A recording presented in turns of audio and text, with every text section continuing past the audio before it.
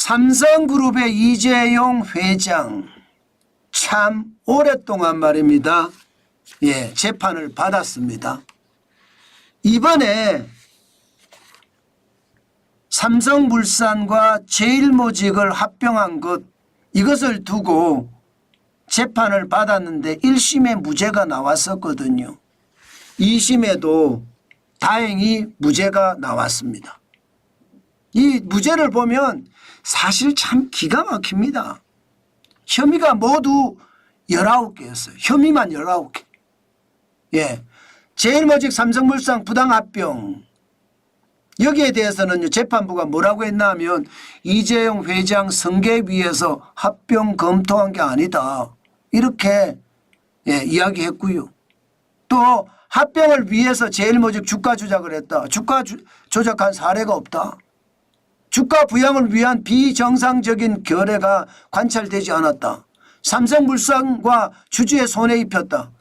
임무 위배하지 않았고 주주들에게 손해도 안 끼쳤다. 무죄입니다. 무죄. 삼성바이오 회계 부정, 회계사와 전문가와 합의해서 정당한 절차를 거쳐서 했다. 무죄. 그러니까 무죄, 무죄, 무죄, 무죄만 때린 거예요. 전부 다. 여러분, 혐의가 19개인데 19개 혐의 모두 말입니다. 무죄가 나오기란 참 쉽지 않습니다. 19개 모두가 무혐의 나왔다는 것은 여러분 결국 탈탈 털었는데도 무혐의라는 거예요.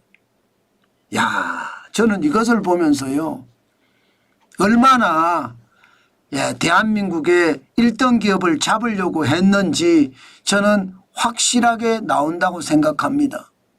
사실 이재용 회장 말입니다. 2017년부터 계속해서 사법 리스크가 있었습니다. 계속 조사받고 감옥 가고 조사받고 재판받고 재판받고 장난 아닙니다. 여러분 보세요. 이재용 회장이 법원에 출석한 현황인데요. 국정농단 사건은요 2017년 4월에서 2021년 1월까지 있었거든요.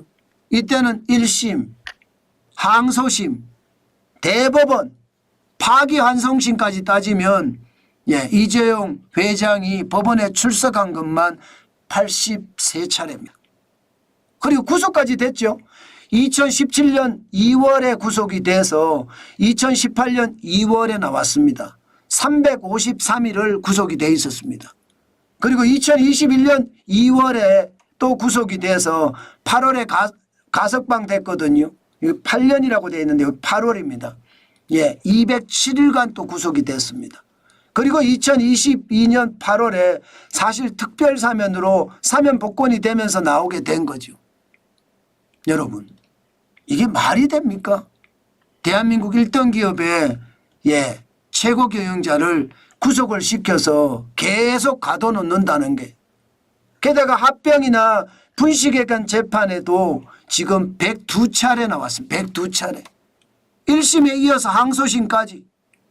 그러면 여러분 2017년부터 시작을 해서 2025년 오늘 2월까지 삼성이 일할 수가 제대로 있었습니까? 여러분도 알다시피 이 총재, 쉽게 말하면 회장이 없으면 일이 안 들어가요. 기업에 회장이 없는데 일이 돌아가겠습니까? 저도 매일경제에서 일하면서 매일경제에서도 그런 일이 터졌었잖아요. MBN에서도. 회장이 유고가 되니까요, 일이 안 돌아갑니다. 그러니 말입니다. 삼성전자, 죄 없는 삼성전자만 붕괴됐다는 말이 맞는 말이죠. 이게 아닐까요? 여러분 보세요. 삼성전자와 TSMC의 파운드리 시장 점유율을 보면 충격적이 됐습니다. 2019년만 하더라도 삼성전자의 파운드리 시장 점유율은 18%였어요. TSMC는 50.5%고요. 2021년에는 조금 떨어졌습니다. 17.1%. 대만의 TSMC는 53.1%까지 상승했고요. 작년에는요, 삼성전자 9.3%까지 떨어졌습니다. 파운드리 망한다. 작년에 적자만 2조 3조 된다. 이렇게 이야기합니다. 그 사이 대만은요 64.9%까지 갔습니다. 이게 반도체에는 메모리 반도체가 있고 비메모리 반도체가 있는데 요 파운드리라는 게 비메모리 반도체예요. 비메모리 반도체에서 지금 박살이 난 거예요. 게다가 AI 반도체에서는 또 뒤졌잖아요. 심지어 SK 하이닉스에도 뒤져서 메모리 반도체에서도 기술 리더십을 잡아가지 못하고 있습니다. 삼성이 또 망한다는 이야기가 나오는 거죠. 저는 말입니다. 하나밖에 없는 사실 세계적 기업을 이렇게 권력이 잡돌이를 해서 삼성을 붕괴시켰다는 것, 이거는요 진짜 충격적인 일이라고 생각합니다. 우리 스스로 망하려고, 죄송합니다, 이런 표현 쓰겠습니다, 지랄 연병 떠는 겁니다.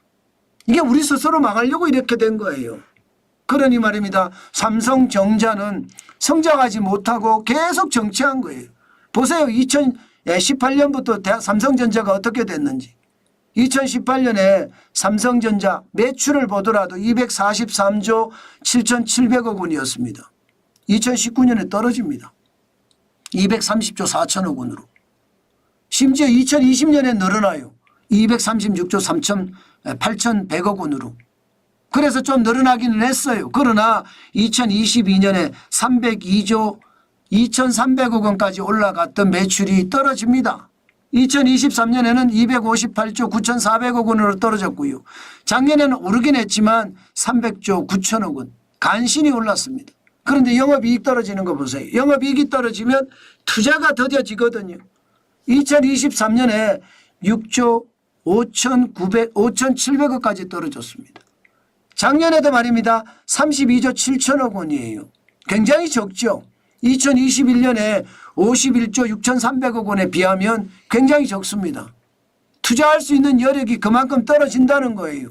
2018년에 58조 8,900억 원에 비하면 거의 반토막이 났습니다. 거의 반토막이. 그 정도로 말입니다. 삼성은요 사법 리스크라고 이야기하는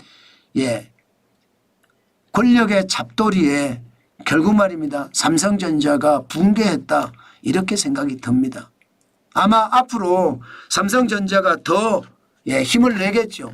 잃어버린 10년을 뒤로 하고 이제 사법 리스크를 제껴내면 더 나아질 거다, 이렇게는 생각을 합니다.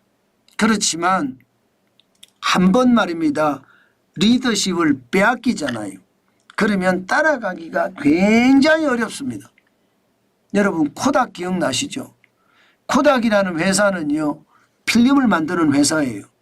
그런데 어느 날 디지털 카메라가 나왔습니다. 디지털 카메라에 대한 대응을 못하니까 어떻게 됐습니까? 코닥이라는 회사가 없어졌잖아요. 이게 기술 리더십이거든요. 트렌드거든요. 이 트렌드를 따라가지 못하면 그만큼 최악의 회사가 될 수 있다는 것. 삼성전자라고 해서 이게 다르지 않습니다. 기술 리더십을 잃었던 것 다시 회복하는 게 굉장히 시간이 많이 걸릴 거예요.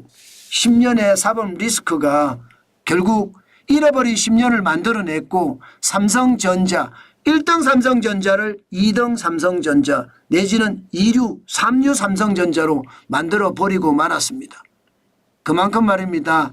상황이 굉장히 나빠졌다는 것 여러분들도 잘 알 겁니다. 지금 시장을 보면 그 정도로 상황이 진짜 나빠졌다, 저는 그렇게 생각을 합니다. 참 안타깝죠. 시장을 보고 있으면 지금 대한민국의 상황이 앞으로 어떻게 될런지 사실 공포스럽기만 합니다. 1등 기업이 이제 사법 리스크에서 풀려났기 때문에 조금은 뭔가 안도의 한숨 같은 게 있을 수는 있으나 그게 다가 아니라는 의미죠. 참 안타깝다. 저는 오늘도 그렇게 생각해 봅니다.